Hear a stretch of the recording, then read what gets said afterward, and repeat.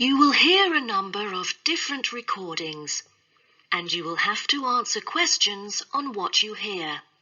There will be time for you to read the instructions and questions, and you will have a chance to check your work. All the recordings will be played once only. The test is in 4 sections. At the end of the test, you will be given 10 minutes to transfer your answers to an answer sheet. Now turn to Section 1. Section 1. You will hear an interviewer asking an interviewee called Lee to do a questionnaire on residency in the North. First, you have some time to look at questions 1 to 5.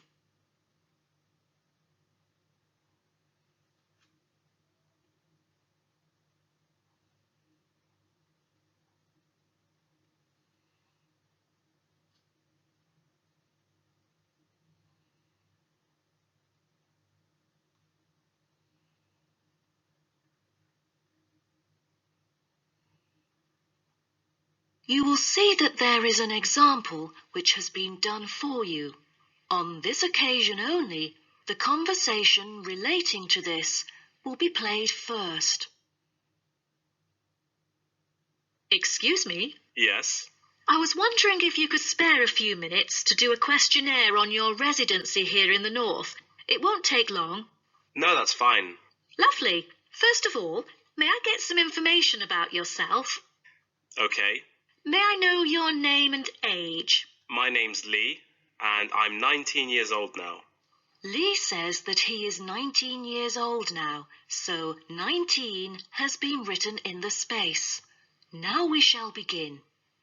You should answer the questions as you listen, because you will not hear the recording a second time. Listen carefully and answer questions 1 to 5. Excuse me? Yes. I was wondering if you could spare a few minutes to do a questionnaire on your residency here in the North. It won't take long. No, that's fine. Lovely. First of all, may I get some information about yourself? Okay. May I know your name and age? My name's Lee, and I'm 19 years old now. Great. And could I ask what your job is? Are you a student? Actually, I'm going to continue my study in business management next month. But at the moment, I'm a salesman by profession. Oh, right. And how long have you been living here in the North? Well, I have been in this city since I was 3 years old, but my family and I had lived in the East for 7 years at first. Now I am 19, so I have spent about 9 years living here till now. Great. Which part of the northern area do you live in? I live in Spring Park. Have you heard of it?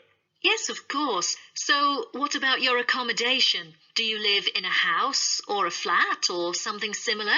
I used to live with my family in a big house, and now I'm living in an apartment with 2 of my friends, who are my colleagues as well. Oh, right. And one more question. What means of transport will you take when you need to go somewhere? If it's not too far away, I'd prefer to go on foot or by bicycle. If there is a long way to go, I take the train or sometimes a cab. I rarely take buses because I think the most important things to keep in mind are time and comfort. Great. Thanks. Before you hear the rest of the conversation, you have some time to look at questions 6 to 10.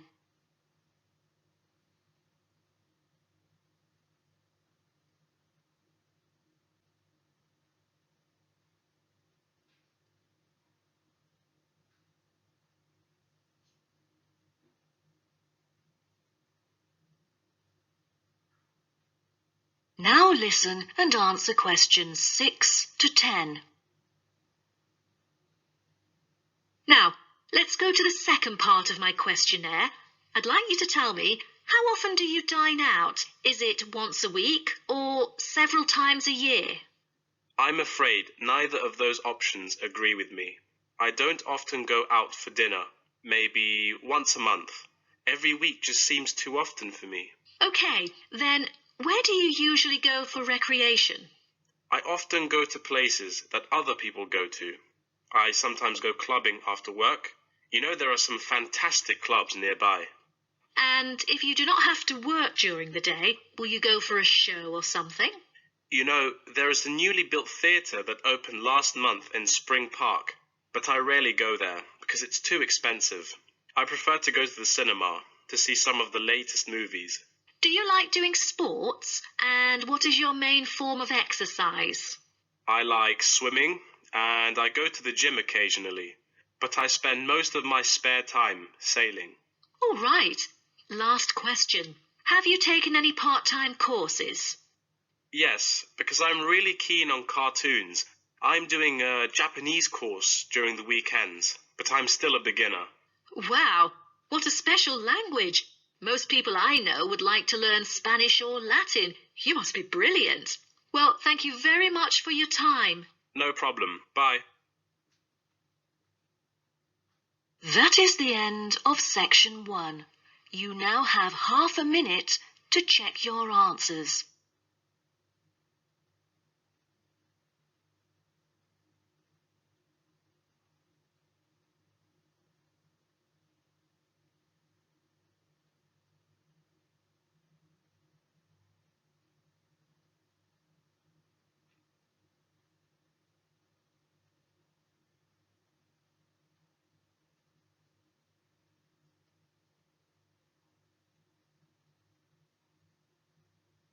Now turn to section 2. Section 2. You hear a talk about tourism in the mining community. First, you have some time to look at questions 11 to 15.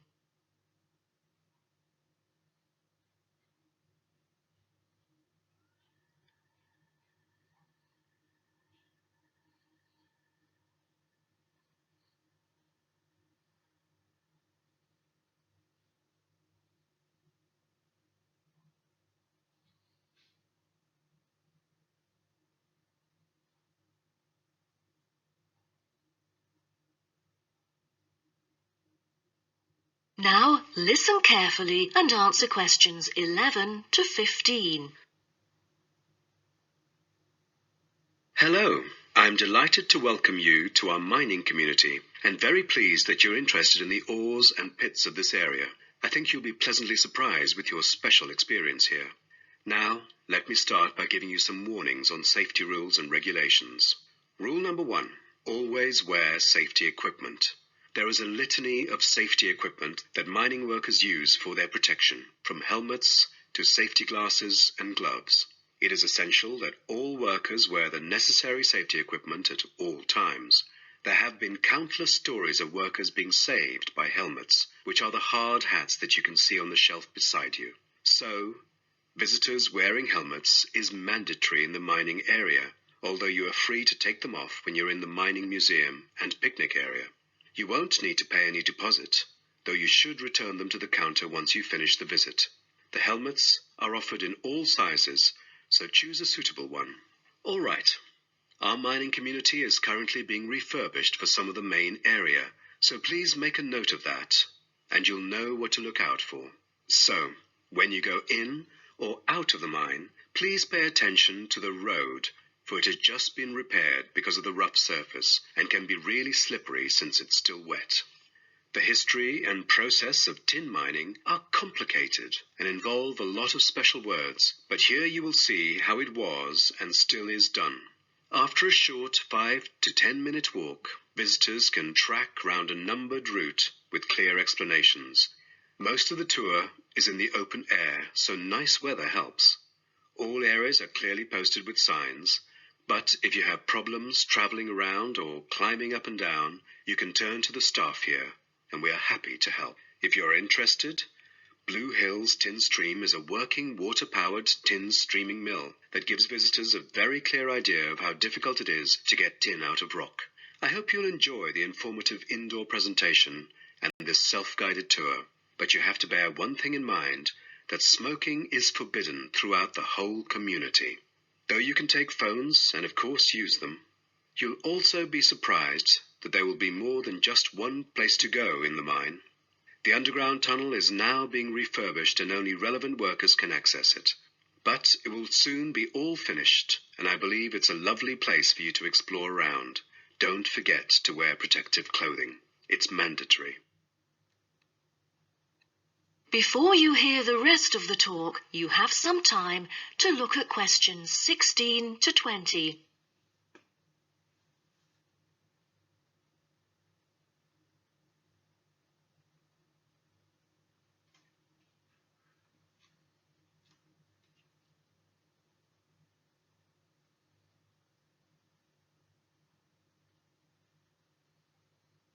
Now listen and answer questions 16 to 20. Now, let's start by seeing where you can go. As you can see on our map in the brochure I've given you, we are here at the reception block. We have a famous mill which is used for making and processing materials such as steel and coal. To visit it, just go straight ahead, north, along the path in front of you, and you'll find it at the end of the path. Now, towards the east, go along the path from our starting point. Turn left to the corner and then turn right.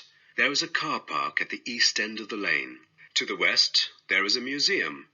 Past the shop, around the crossroads, and it is just located at the west end of the road. And by the way, the shop is specialized in selling a variety of ore-related souvenirs, including key rings, postcards, tin-made Lewis chessmen, and even Roman soldiers which are made from beautiful pyrite. If you are interested in the laboratory where scientific experiments, analyses and research are carried out, it is situated at the southern part of the park, opposite the shop.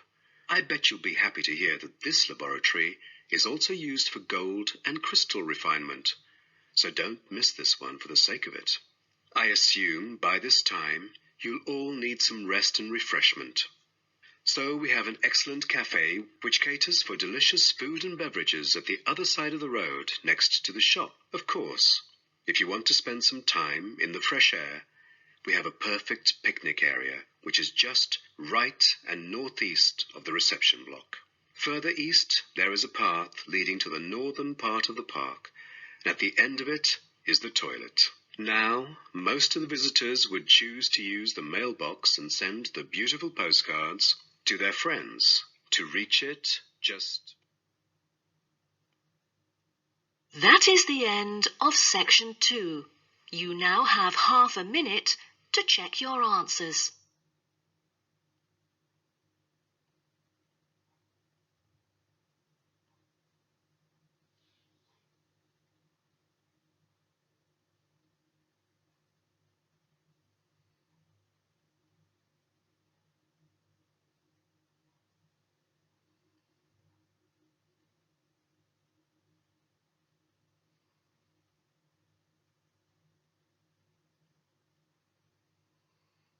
Now turn to section 3.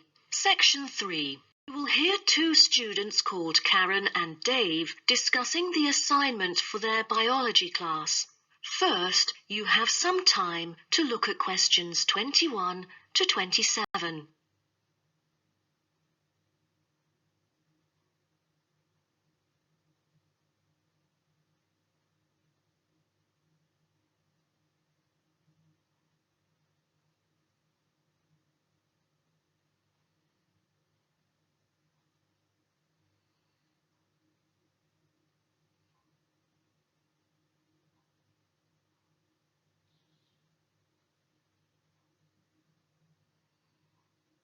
Now, listen carefully and answer questions 21 to 27. Hi, Dave. As you know, I've asked you to come here today to discuss the assignment for our biology class. We must decide what we should do about this very important research work. The whale survey. Yeah, I was also hoping to share some ideas with you. So let's start. Okay, I've dug into some journal articles to see what sort of questions we should consider. Most of them include watching time and strongly urge it to be the top concern. What do you say? Yeah, the watching time should be carefully chosen. since I've heard a lot of unnecessary failures concerning picking the wrong time when it all went stormy and murky, and then nothing was seen during the whole field trip. I mean, they could have avoided that easily. Right. Then we should also pay close attention to the sea's surface because no one wants to encounter the failures you just mentioned. I think we'd better hope for the best, that it will be calm, with no choppy status. What about the weather conditions? That definitely should be taken into account, as it correlates with all the former factors. Most important of all, as a sighting is made, position and environmental parameters are recorded on standardized sighting pro formats, including time, visibility, position of the ship, using a global positioning system, wind speed, and wind direction. Shouldn't there be a set limit for the visibility level, say 50 meters? Cetaceans are really sensitive to sound. They are able to know that something's coming after them, so they would hide in order to avoid possible danger. So let's make it 100 meters, shall we? Yeah, that might be better. Oh, in that case, we'd also need to pay attention to the appearance of the fishing boats, for all the noise that they would make. That's right. Although observations were regularly made, we know very little about whale vocalization and how they use sound in their behavioral and social interactions. So to understand marine mammals' social interactions, we'll need to use passive acoustic recordings to track and assess the individual behaviors of whales, as well as to identify their appearance. Okay, then what about scales? Oh, for each sighting, the number of animals should be counted. The group size, I mean. Also, we need to identify the species, possible age, and sex of the individuals. Before you hear the rest of the talk, you have some time to look at questions 28 to 30.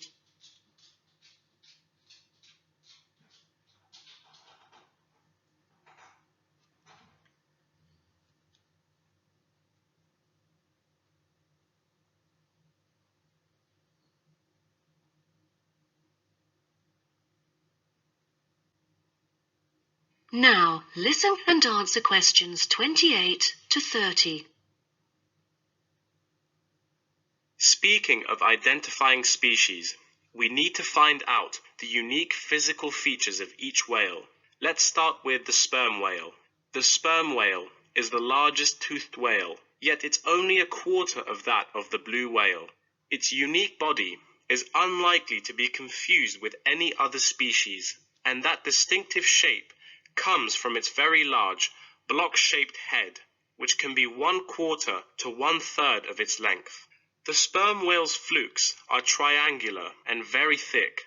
It has a series of little bumps on the back of its fluke, instead of having a dorsal fin. The largest bump is called the hump by whalers, and can be mistaken for a dorsal fin because of its shape and size. Then, there is the northern right whale. Right whales have round bodies with arching rostrums, V-shaped blowholes, and dark grey or black skin. The most distinguishing feature of a right whale is the rough patches of skin on its head, which appear white due to parasitism by whale lice. It has no back fins at all. The blue whale's body can be various shades of bluish-grey dorsally, and somewhat lighter underneath. It has a long, tapering body that appears stretched in comparison to the stockier build of other whales. The head is flat, U-shaped, and has a prominent ridge running from the blowhole to the top of its upper lip. Lastly are the minke whales. They are the second smallest baleen whale. The minke whale is black, grey, or purple in colour.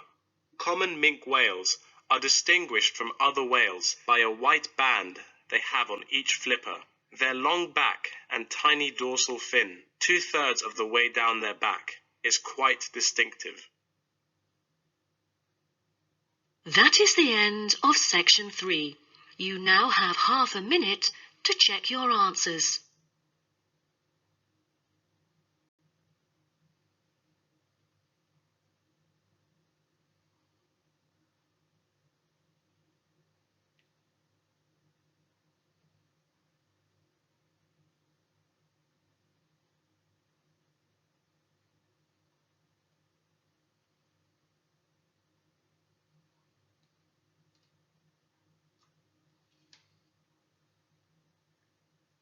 Now turn to Section 4.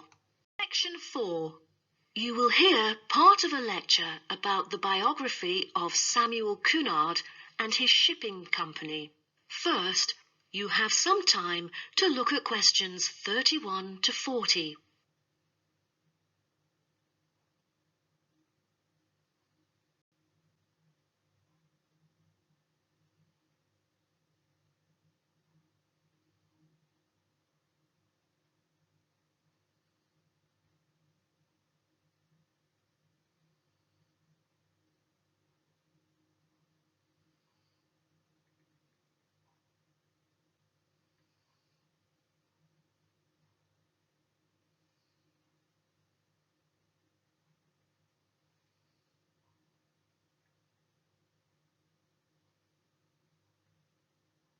Now, listen carefully and answer questions 31 to 40. Good morning, class. In the last few lectures, I've talked about the history of technology in the business area. But today, I want to use Samuel Cunard as our case study, who was a shipping magnate that founded the Cunard Line. Now, Cunard was born in Canada. When he first left home, he was still a teenager. Then he came into a US company as a worker and learned how to sail there. During the War of 1812, Cunard volunteered for service in the 2nd Battalion of the Halifax Regiment Militia and rose to the rank of captain. He held many public offices, such as volunteer fireman and lighthouse commissioner, and maintained a reputation as not only a shrewd businessman, but also an honest and generous citizen. When he went to England, his friends cooperated with him, and together they coined a shipping company. The company had instant wealth and could deal with more than one cargo, for its major business was in North America and the Atlantic. From then onwards, Cunard became a highly successful entrepreneur in British shipping, and one of a group of 12 individuals who dominated the affairs of England. In 1838, the British government, impressed by the advantages of steam sailing for making regular passages, invited tenders to carry the transatlantic mails by steamer. Back then, mail contact through steamships brought more punctuality, while other types of ships were always delayed. The journey times were flexible, with a transatlantic crossing lasting for 6 weeks and with no fixed times of departure or arrival. So it was never known when the mail would arrive, or, since so many sailing ships foundered, whether it would arrive at all. What Cunard wanted, in line with the thrusting new technology of the Victorian age, was a maritime extension of the brand, new timetabled railways on land. Cunard's experience in steamship operation, with observations of the growing railway network in England, encouraged him to explore the creation of a transatlantic fleet of steamships which would cross the ocean as regularly as trains crossed land. And that's why he went to the United Kingdom seeking investors in 1837. He set up a company with several other businessmen to bid for the rights to run a transatlantic mail service between the UK and North America for £55,000 annually for 10 years. The bid was successful. Almost at the same time, Cunard cooperated with an English businessman and established the British and North American Royal Mail Steam Packet Company, the ancestor of the Cunard Line. In 1840, the company's first steamship sailed from Liverpool to Boston, Massachusetts, with Cunard and 63 other passengers on board, marking the beginning of regular passenger and cargo service. Establishing a long, unblemished reputation for speed and safety, Cunard's company made ocean liners a success in the face of many potential rivals who lost ships and fortunes. Cunard's ships proved successful, and he then opened many branches. But the high costs saddled Cunard with heavy debts by 1842, so some of them went bankrupt. But what Cunard needed then was a port. After a lot of consideration, he finally opted for Boston because he was very familiar with this city where he had once worked it. Fortunately, by 1843, Cunard's ships were earning enough to pay off his debts and begin issuing modest but growing dividends. But the city did more than give Cunard silverware. Winters can be tough here in Boston. For example, in the year of 1844, one ship sank because of the winter freeze. The ship hit icebergs and caused a heavy loss to the company. Then, the board recommended the company to move to New York, and it was a huge success, and then became one of the biggest U.S. shipping companies.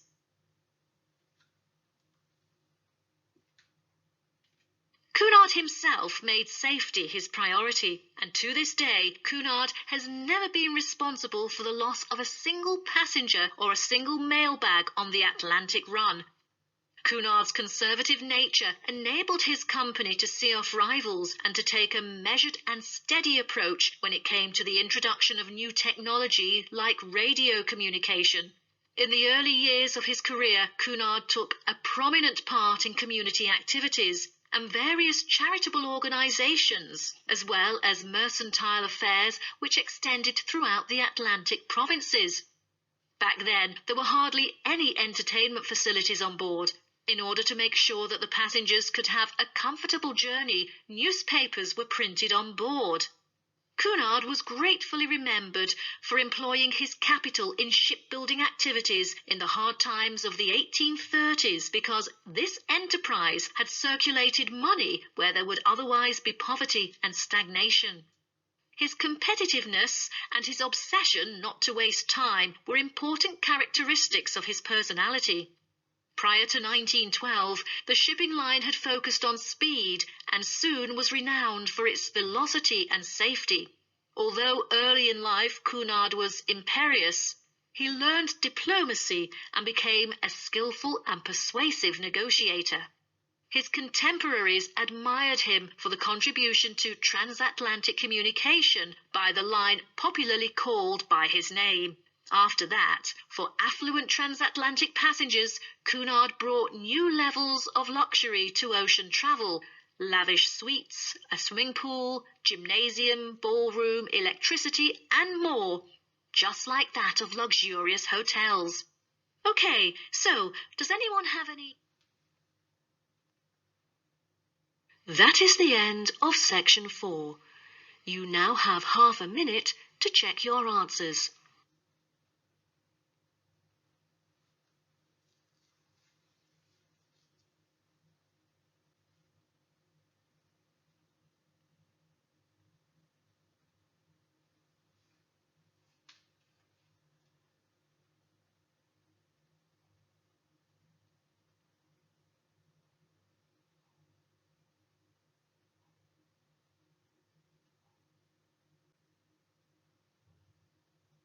That is the end of the listening test.